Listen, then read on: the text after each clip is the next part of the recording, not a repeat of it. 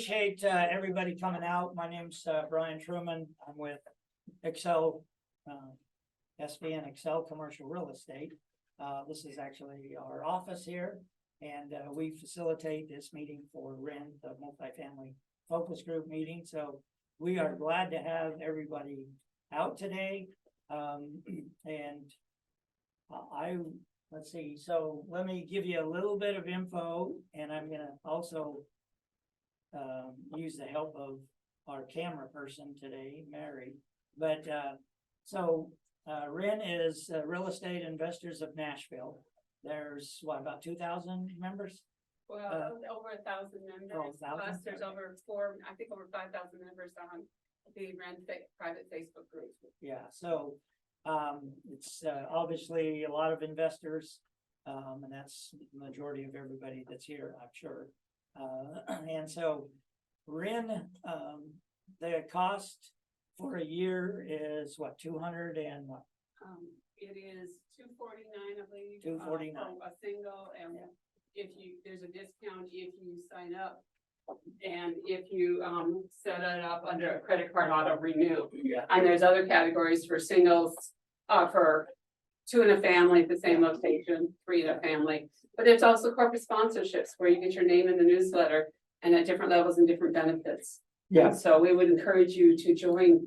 Yeah. At this point, if we keep adding them, I'm going to have to add 4 more pages to the newsletter. So, because I'm also a newsletter editor. Well, and the other thing to help you also understand is there's about 28 meetings during the month. Different. Anywhere from 23 to sometimes 26, 28. So there's this one. There's one that's a women's lunch group as well, and then about every county. So Davidson, Williamson, Rutherford, Montgomery, Dixon is new, Wilson County is Yeah. new, but they all, and Sumner County as well as Murray is around here. Yeah, so depending on where you live, there's meetings throughout the month that you can go and attend as well. And then this coming Monday is the main event that they call. It's held at one of the churches. It's just down here on Franklin Road. And that's where, there's usually 300, 400, 500 people at that one on the Monday. So everybody, so your membership, what I'm saying is your membership gets you into all of those, right, meetings. So you might as well come, meet people. You never know where your next joint venture is coming from, or partnership or whatever. So you meet a lot of people. So anyway, we appreciate REIN, and they're great. And Joe is gonna give us the main event Monday from 5 to 9. It's Jason Wojo. He's the CEO of Life and Air. If you've never heard of Life and Air, it's basically helping you learn how to balance your work and personal life together. So you're running your life and it's not running you. And the title is How to Create a Wildly Profitable Business You Love That Runs on Autopilot. There you go. So, yep. So anyway, we appreciate, again, everybody being here. And before I introduce our speaker, there's several people that are here for the first time. So we always give you the opportunity to stand up and tell us your name and what you do and all that good stuff. So I think there's Tiffany back there. Hey, I'm Tiffany Rogers. I'm a shelter insurance agency owner. I cover all of Tennessee and soon Kentucky. And I would love to be your commercial or residential real estate agent. I also cover your tenants. Yeah. So and network at the gun range. So yeah. let me have your business card. Yeah. You see what she's really excited about, right? Matt, I just met Matt just a few minutes ago. So you want to introduce yourself? My name is Matt Childers. I am a retired Army officer, 21 years. I'm now a financial advisor here in Clarksville. So I work for what's called First Command. We are a financial planning firm that started to support military, but we do support anybody throughout the state of Tennessee. We have multiple offices in Tennessee.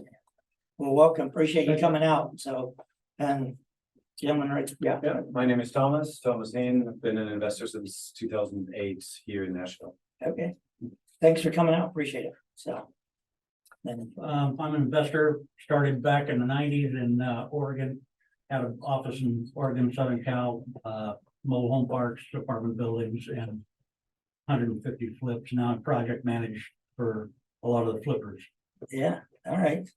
Excellent, so, Andreas Mueller, I am an investor here locally, raise a joint venture fund and own a few dozen places around town. And also a agent at Keller Williams Commercial, so if you have those kinds of things, we can do that too. Hey everyone, I'm Rob Dold, live here in Nashville, been here about 12 years and yeah, also in the investment space, investing in real estate, a couple of different asset classes, looking to branch more into some of the commercial stuff, so really happy to be here and get to meet you all. yeah, thanks for coming. So, Steve? Yeah, hey guys, Steve Fry, I am a realtor investor here in town. I have a 25-year commercial corporate finance background that I kind of parlayed into my investment commercial real estate business, and I do residential, have a family residential investor, commercial land development, work with a lot of builders, work with here and in the smoking market. But we've got a family real estate team, but my boys are realtors, who work with me as well. So feel free to see me around town. Thank you. Thanks, Steve. Keith. Keaton Lanham, I'm a business intelligence consultant, so I do cloud-based analytics and reporting, and then I also invest in real estate on the side. All right. And then, Murray. Ready? Sure, yeah, thank you. Jim Bertram, I'm an investment advisor. We're always looking for unique investment opportunities for the folks that we work with. I'm also a certified exit planning advisor, so I help business owners who are looking to sell their business in the next couple of years, help them get the number that they need and the price that they want. And I know you and Kyle know each other, so. Yeah, absolutely. Thanks for inviting me. Yeah, that's good. From there, so I appreciate there are so many first timers here today. This is awesome. So, and then right there in the back, right there, you just walked in, so we'll let you introduce yourself. Oh, okay. Hi, everyone. I'm Monty Patel. I currently work for Brian. I'm a business development intern for him for this summer, and I just finished my first year over at the working school in Pennsylvania. Oh, okay. All right. Excellent. So, again, we appreciate everybody coming out.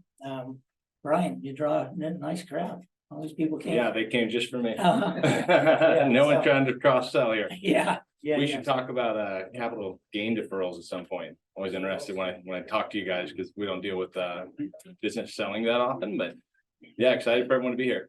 Yeah, so our speaker is Brian Yormack this month. So I've known Brian a couple of years now or so, and I like to read his bio because I don't do it justice trying to say how awesome he is. Yeah. So, but he's certainly an expert when it comes to cost segregation, which is, you know, our topic today. So Brian is a highly accomplished entrepreneur and CPA, after working for prominent accounting organizations such as EY, et cetera, yeah. yeah. Kind of went through the chains. Yeah, Brian broke out and started his own firm where he leverages his extensive expertise in financial analysis, taxation, and strategic financial planning to elevate businesses and individuals to the next level.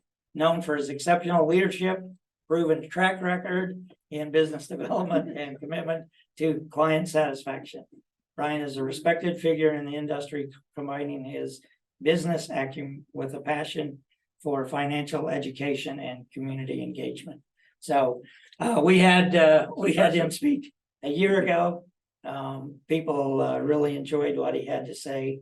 So we've asked him to come back again and speak Thank you very this much. year and talk about cost segregation. So you know that it's gonna be good when he requests a whiteboard and, you know, we're gonna do some visuals here on, on white, on, Take the jacket off for this one. yeah, on cost segregation. And I'm just gonna leave this off by, saying, I haven't been in the real estate space that long. I've been a, commercial agent for 7 years. But in that 7 years, I've done nothing but help people buy and sell apartment buildings, so multifamily world, right? So that's the world I live in every day. So I understand that world pretty good. Hey, Mark. And so, you know, it's, and why I say all of that is because there are so many people that end up, multifamily investors that end up, you know, maybe being referred to us or somehow finding their way to us, who have been investing in multifamily for, say, 5-6 years. And when we start to help them, and I'm talking about, you know, covering the properties that they previously owned or they still own. And I talked to them about, okay, so you did cost segregation on this property, right? And they look at me like deer in the headlights. They're like, what is cost segregation, right? And so to me, it's amazing how many experienced, you know, commercial investors have never heard or don't understand what cost segregation is. So that's kind of a lead off for, you know, to really get Brian kind of started in, you know, cost segregation. So, I mean, we can go a lot of different ways as far as, you know, what is cost segregation? You know, what does that mean? How do you do a cost segregation study?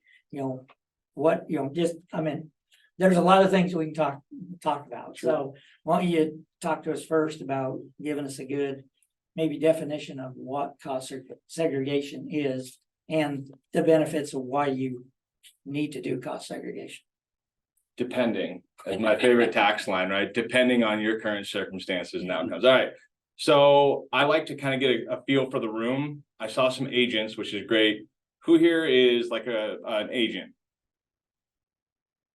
Who here is an investment property owner? If you cross breed, just keep coming them up. Yep. Hey, Mark. Good to see you, buddy. And who here is just kind of trying to learn more about cost seg in general and interested on the subject from kind of an outside perspective. Okay. Last question. The intern's like, me, I'm here to do anything that Brian tells me to do. So the last question, who here knows or has heard of cost seg? Keep your hand up if you could come up here and just whiteboard the basic what it is. I believe it. And about 4 or 5 others. Okay. So these are interesting because sometimes depending on who I'm speaking with, I see a lot of like, you know, familiar faces, a client who I had to pay to come. Just kidding. I'm really glad to see her. This is a great person if you want to hear how what it was like from the other side of things. He's had quite a few done and has now introduced us to a lot of folks because he's in the, you know, real estate industry as well. He looks good when we do good work. We'll get into that. If the realtors, it's a tremendous ability to understand this stuff. Get out there, educate people. If they say, yep, we're looking for commercial, obviously, but residential as well. This is going to be a short-term rental, that type of thing. You can kind of flip the switch. This isn't a family home type of situation. Now we're looking at a business asset. So coaching them on that can take you from someone showing them a house to someone kind of consulting on where you're headed with that business decision. Okay, and so I guess if we only had about 4 hands up, so we will start with what is cost seg. For sure, I don't want to ever just assume. Sometimes we'll speak with groups that they don't want to go there. They want me right on this with hard questions, being like, great, the partnership structured this way.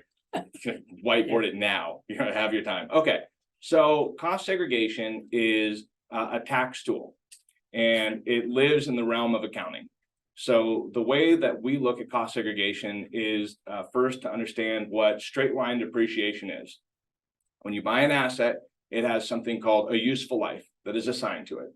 So some useful lives are going to be shorter, some are longer. The IRS kind of decides these based on how long they think the asset will be useful for.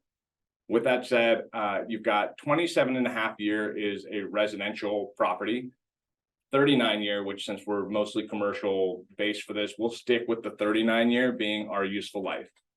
So what that looks like in what's called straight line depreciation is if I buy $1 million asset, I'm allowed to take an expense of 1/39, and we might hit the whiteboard right away. I'm already getting up. I'm probably not gonna sit. Okay. So straight line just looks like this. Okay. You've got the value and then time. So every year we get to take a little ticker. Okay. Now what's the issue with that? When do we want our expenses as business owners? We want them now, right? I mean, absolutely, because what happens is if I can only take this portion here, and if we get a basic idea of how kind of businesses work, and how taxes work more so. So the difference on this here is gonna be your net income. So that's why everybody is trying to boost this number as high as possible. Because once you hit the threshold of your revenue for the year, you pay 0 income tax. So that's all of our services, if you guys kind of chat with me, is pretty much just how to make this number here, your taxable liability, 0 for that year. And it's all cash flow strategy. You'll eventually pay, and there's a lot of things we can talk about on the back end, but I think we all kind of understand that if you start buying property, if you have more cash here, and you don't have to wait 2 years to get this next one, you have to wait 6 months maybe through accelerating how much cash flow you have.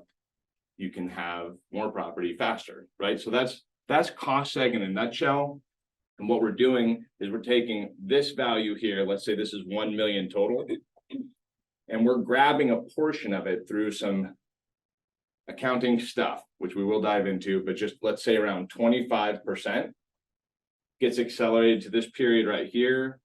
So your expenses, let's say you've got a 3 million and $1 million, and now you've accelerated the additional 250,000 in this example, right? And we do see oftentimes with cost seg, especially in commercial large properties. We just finished a $72 million Kimpton hotel.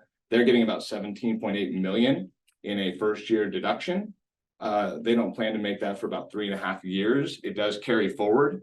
So they will effectively, until they make 17 million plus of revenue, and they have other expenses. So just imagine their net income type of thing. They will be able to carry that business deduction forward. So that is kind of a large overview of what cost seg is.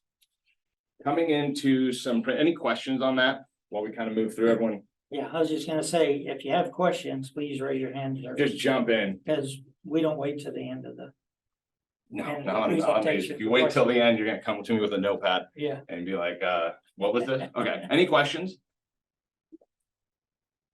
See hands moving. Nope. All right.